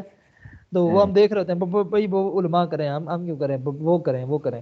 وہی حافظ صاحب خود اس کام کو سر انجام دیں. لیکن ساری بات ہے وہ اب پنجاب یونیورسٹی میں بھی پروفیسر تھے، پھر ادھر جانا، پھر اور مصروفیات، تو کہاں ٹائم ملتا ہے. لیکن ان کی مصروفیت اس کام میں رکاوٹ بنتی رہی. اور جب میں نے انہیں اس سے بھی زیادہ اہم کام، یعنی لغات و اعراب القرآن، ان کا ایک اور کام بھی چل رہا تھا، قرآن کے جو لغت ہے، ڈکشنری ہے قرآن کی، اور اعراب ہے، وہ لکھ رہے تھے، وہ اس پہ کام ورک کر رہے تھے. میں مصروف دیکھا تو خود ہی اس کام کا بیڑا اٹھایا، تاکہ ایک طرف تو قرآن اکیڈمی اور قرآن کالج کی ضرورت کسی درجے میں پوری ہو سکے، اور دوسری طرف اس نہج پر بہتر اور معیاری کام کی راہ ہموار ہو سکے. انہوں نے کہا میں خود کروں گا یہ کام. صحیح. اس کتاب میں اسباق کی ترتیب، اسباق کی چھوٹے چھوٹے حصوں میں تقسیم، اور بات کو پہلے اردو اور انگریزی کے حوالے سے سمجھا کر پھر عربی قاعدے کی طرف آنا محترم حافظ صاحب کا خصوصی طرز تعلیم ہے، یہ ان کا انداز تھا. پہلے اردو میں سمجھاتے، پھر انگریزی کے حوالے سے سمجھا کے پھر جو ہے نا عربی قاعدے کی طرف آتے. ڈائریکٹ نہیں، ڈائریکٹ مشکل ہو جاتا نا قاعدہ، عربی قاعدے کی طرف پھر جو ہے نا اردو انگریزی میں سمجھا کے بڑے پیار سے جو ہے نا وہ پھر آتے تھے. اس کتاب کا یہی وہ پہلو ہے جس پر ابتداءً حافظ صاحب نے کچھ وقت نکال کر تنقیدی نظر ڈالی ہے. وہ کتاب جو لکھی نا انہوں نے لطف فرمان صاحب نے، تو حافظ صاحب نے کچھ ٹائم تو نکالا، تنقیدی نظر ڈالی اور میری کوتاہیوں پر گرفت کی اور تصحیح کی، بتایا بھائی یہ جگہ جو ہے نا تھوڑی سی صحیح کرو. شاگرد تھے ان کے. ظاہر ہے کہ ان کے پاس اتنا وقت نہیں تھا کہ وہ مسودہ کا لفظ، مسودہ کہتے ہیں جس کو، ویسے سودا کہتے ہیں کالے کالا کرنے کو نا، وہ کہتے ہیں نا پیپر کالے کر لیے، ٹھیک ہے، تو مسودہ وہی پیپر کالے کرنا نا، ٹھیک ہے، یعنی کچھ کام لکھنا، مسودہ اس کو کہتے ہیں. مسودہ کا لفظ بلفظ مطالعہ کر کے اس کی تصحیح کرتے اور ہر مرحلے پر میری رہنمائی فرماتے. اس لیے اس کتاب میں جو بھی کوتاہی اور کمی موجود ہے اس کی ذمہ داری مجھ پر ہے، ٹھیک ہے، کیونکہ وہ ساجی کے واسطے ٹائم نہیں تھا کہ وہ پورا مسودہ میرا دیکھتے، لیکن تھوڑی بہت انہوں نے رہنمائی کی. قرآن اکیڈمی کے فیلو، کلاس فیلو جو ان کے تھے، فیلو ان کے مطلب جو ساتھی تھے جناب حافظ خالد محمود خضر صاحب نے اپنی گوناگون ذمہ داریوں اور مصروفیات سے وقت نکال کر مسودے کا مطالعہ کیا اور اغلاط کی تصحیح میں میری بھرپور معاونت کی ہے. اس کے لیے میں ان کا بھی بہت ممنون ہوں. اللہ تعالیٰ ان کو جزائے خیر سے نوازے، آمین. ماشاءاللہ. جیسا کہ لطف الرحمان صاحب کی باتوں سے یہ بات سامنے آئی کہ ان کا ایک مقصد اس کتاب کی تعریف سے یہ بھی تھا کہ اس نہج پر بہتر اور معیاری کام کی راہ ہموار ہو سکے. چنانچہ بعد میں اس کتاب کو مزید بہتر بنانے کے لیے انجمن خدام القرآن سندھ کراچی کے اساتذہ نے درج ذیل امور انجام دیے. اس کتاب کا مقصد کیونکہ قرآن فہمی تھا، لہٰذا اس مقصد کو حاصل کرنے کے لیے اسباق کے آخر میں قرآنی مثالوں کا اضافہ کیا گیا ہے. تو ماشاءاللہ بہت اچھا ہو گیا. قرآن اکیڈمی کراچی کے اساتذہ یعنی اساتذہ کے استاد محترم حافظ انجینئر نوید احمد صاحب رحمۃ اللہ علیہ اس کتاب میں ایک اہم سبق اسماء العدد اور مرکب عددی کا اضافہ فرمایا. یعنی ایسا عدد جو ہے نا مرکب ہوتا ہے نا، جو جس میں احد عشرہ، مثلا احد عشرہ 11 کو کہتے ہیں، احد کہتے ہیں 1 کو، عشرہ کہتے ہیں 10 کو. تو عربی میں جو ہے نا وہ احد عشرہ بن جاتا ہے، اثنا عشرہ بن جاتا ہے، ٹھیک ہے. تو ایک اہم یہ سبق اس کا بھی اضافہ کیا، تو وہ کیسے آپس میں جوڑ کیسے بنے گا نا ان کا، احد عشرہ ہوگا یا احد عشرہ ہوگا، تو وہ سبق بھی انہوں نے ایڈ کیا نوید صاحب نے. اس کتاب کے آخر میں موجود ہے. ابتداءً اس کتاب کے 3 حصے تھے جو مرکزی انجمن خدام القرآن لاہور سے، اچھا یہ ہوتا ہے نا کہ جو ہوتا ہے نا فرسٹ انیشیٹو ہوتا ہے، جو سٹیپ ہوتا ہے نا لینا، یہ مشکل ہوتا ہے. یہ یعنی بندہ سوچتا رہتا ہے یار کوئی اور کرے، یار میں نہیں کوئی اور کرے، ٹھیک ہے. تو ہاں وہ کہتا ہے مجھ سے غلطی ہو جائے گی، مجھ سے یہ ہو جائے گا، مجھ سے اب دیکھیں نا، ابھی اس کے بعد انہوں نے تو کتاب لکھ دی نا آسان عربی گرامر، اب فوت بھی ہو گئے اب، لیکن ان کا مقصد واضح تھا کہ قرآن پڑھنا آسان ہو جائے، ٹھیک ہے. تو اب لوگوں نے اس کے بعد بھی اس پہ کام کیا، لیکن سارا ثواب تو ان کو مل رہا ہوگا نا، ٹھیک ہے. پہلا قدم تو انہوں نے اٹھایا نا، اب جتنا بھی اس کے اوپر کام ہوگا تو انہی کا ہی وہ سارا کریڈٹ جائے گا نا ان کو. اضافوں کی وجہ سے اس کا چوتھا حصہ بھی مرتب ہو گیا جو انجمن خدام القرآن سندھ سے شائع ہوتا رہا ہے. انجمن خدام القرآن سندھ کراچی کے اساتذہ نے تدریس کے دوران کچھ اغلاط کی طرف نشاندہی کی. چنانچہ مدیر قرآن اکیڈمی یاسین آباد محترم استاد ویس پاشا کرنی صاحب نے ان اغلاط کو درست کرنے کے لیے جناب محمد نواز، اچھا یہ چیزیں پڑھنا اس لیے بھی ضروری ہوتی ہے نا کہ ویسے ہی اگر ہم بندہ اصل کتاب پڑھ لینا تو اس کو بندے کو پتہ ہی نہیں، بیک گراؤنڈ کا پتہ ہی نہیں ہوتا نا کتاب کیسے لکھی گئی ہے نا، تو وہ اس کو شوق نہیں پیدا ہوتا کہ وہ بھی کچھ کرے. جب یہ پڑھتا ہے نا یار ان لوگوں نے یہ کام کیا ہے، ٹھیک ہے، بندے کو بھی شوق پیدا ہوتا ہے یار یہ کر سکتے ہیں تو میں بھی کر سکتا ہوں، یہ کام میں بھی کر سکتا ہوں. تو جناب فاروق احمد صاحب اور راکم پر مبنی ایک کمیٹی تشکیل دی. اس کمیٹی کے اراکین نے ان اغلاط کو درست کرنے کا کام انجام دیا جو ناگزیر اور فوری نوعیت کا تھا. اب الحمدللہ یہ کتاب مزید بہتری کے ساتھ ایک ہی جلد میں انجمن خدام القرآن سندھ کراچی کے شعبہ مطبوعات کے تحت شائع کی جا رہی ہے. ان تمام مراحل سے گزرنے کے باوجود یقیناً اس کتاب میں اب بھی اغلاط کی موجودگی کا امکان ہے، کیونکہ اس دنیا میں پرفیکشن کا حصول ممکن نہیں ہے. ظاہری بات ہے، اب آپ اگر انتظار کرتے رہیں گے نا کہ میں جب تک پرفیکٹ نہیں ہوتا تو کام نہیں ہوتا، تو آپ ساری زندگی پھر انتظار ہی کرتے رہیں پرفیکٹ، کیونکہ انبیاء کرام ہیں. ہم لوگ تو بھائی کچھ بھی کام کریں گے تو لوگ غلطیاں نکالیں گے، نہیں ایسے نہیں کرو ایسے کرو، ایسے نہیں کرو ایسے کرو، تو لوگ تو بھائی نکالیں گے، بھائی وہ ان کو نکالنے دو، ہم نے قدم اٹھانا ہے، ہم نے کوشش کرنی بہتر کرنی. ہاں بس جتنی ہو سکے ممکن، ظاہر بات ہے اس میں سے بھی غلطیاں تو نکلیں گی، ٹھیک ہے. غلطیاں تو بالکل ایسی ہیں. ہاں وہ بندہ تیار رہے نا، بندہ تیار رہے تو وہ کوئی نہیں مسئلہ. کوشش کرے نا، جو غلطی نکلتی اس کو سدھارے، بس کوشش کرتے رہنے چاہیے بندے کو.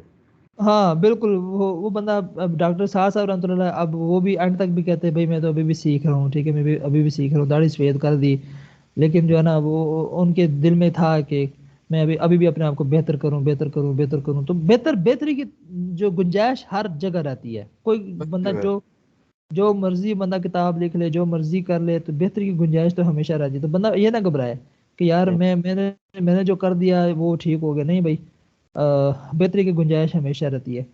اچھا، تو اب دیکھیں، ان تمام مراحل پرفیکشن کا حصول ممکن نہیں. ٹھیک ہے، پرفیکشن کا حصول ممکن نہیں. آخر میں ہم دعا گو ہیں ان تمام افراد کے لیے جنہوں نے اس کتاب کی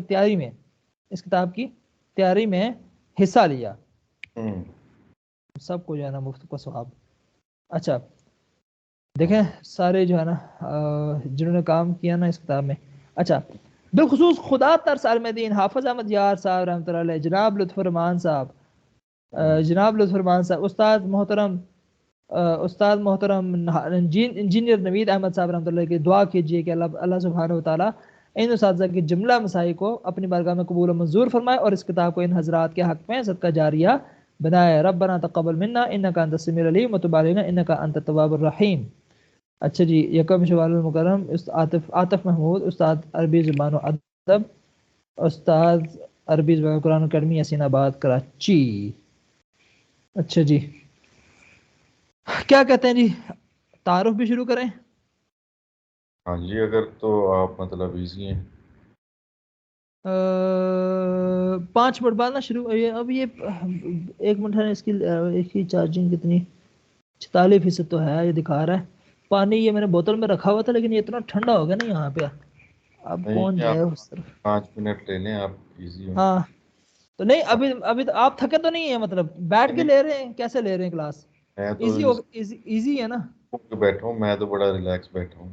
مجھے بعض پتہ نہیں چلتا، میں باتیں زیادہ کر جاتا ہوں، میں اگلے کو پتہ نہیں سمجھ آتی ہیں نہیں آتی، نہیں، اس میں لیے. بڑے شوق سے سن رہا ہوں. اچھا، تو پھر ایسا کرتے ہیں، ہم اسی کو کنٹینیو کرتے ہیں. میں ادھر سے ہوتا ہوں، ٹھیک ہے، تھوڑا وضو وغیرہ کر لیتا ہوں، تو تھوڑا سا ہم بریک کر لیتے ہیں. پھر یہ ہاں تعارف سے جو ہے نا، ہم جو باتیں ابھی تک ہوئی آپ ان کو تھوڑا سا سوچیں، غور کریں، ٹھیک ہے، ان کے بارے میں، ائمہ کے بارے میں، حدیث کے بارے میں. ٹھیک ہے، تو پھر 15 منٹ بعد ہم دوبارہ اسی کو ادھر سے کنٹینیو کرتے ہیں. ٹھیک ہو گیا. کیونکہ ہمارا وہ سلسلہ تو نہیں ہوگا نا کہ بھائی جیسے وہ جو، اور میں اس کو عجیب سمجھتا ہوں نا، جو بس ایک جو ریلیشن ہوتا ہے نا، بس بعض ٹیچر بھی ایسے ریلیشن کرتے ہیں نا اسٹوڈنٹس کے ساتھ، بس کلائنٹ والا معاملہ جس طرح ہوتا ہے نا، گاہک والا، وہ اس طرح نہیں ہے. اسٹوڈنٹ، میں کہتا ہوں ایسا ریلیشن ہو نا، ہارٹ ریلیشن ہو، دل کا بالکل ریلیشن ہو. بالکل ٹھیک ہے، بالکل. فیملی ریلیشن کی طرح بالکل ہو. دونوں تو ایک دوسرے کو سمجھے، بہتر ہاں ہے. ہاں بالکل. تو ابھی ہم دوبارہ ملتے ہیں 11:15 بجے. ٹھیک ہے، میں ادھر سے بھی چکر لگاتا ہوں. تو بالفرض کوئی مسئلہ نہیں، اگر یہ بالفرض بند بھی ہو جاتی ہے نا، تو تب بھی کوئی نہیں، ہم کنٹینیو کرتے رہیں گے، موبائل سے کنٹینیو کر لیں گے. لیکن انشاءاللہ پتہ ہے بلیو، یہ بات جب 9 بجے لے کے جاتے ہیں نا، تو پھر 3 بجے دیتے ہوتے ہیں. صحیح. تو نہیں، آپ ہم، ہاں، کوئی مسئلہ. تعارف ہم آگے، پھر ہم اس کو، میں لیپ ٹاپ کو بند کر دیتا ہوں. تو پھر ہم تعارف سے شروع کریں گے ادھر سے، کیا کہتے ہیں، پھر میں واٹس ایپ پہ کال کروں گا، وہ ہم وہ کر لیں گے ویڈیو کر کے نا.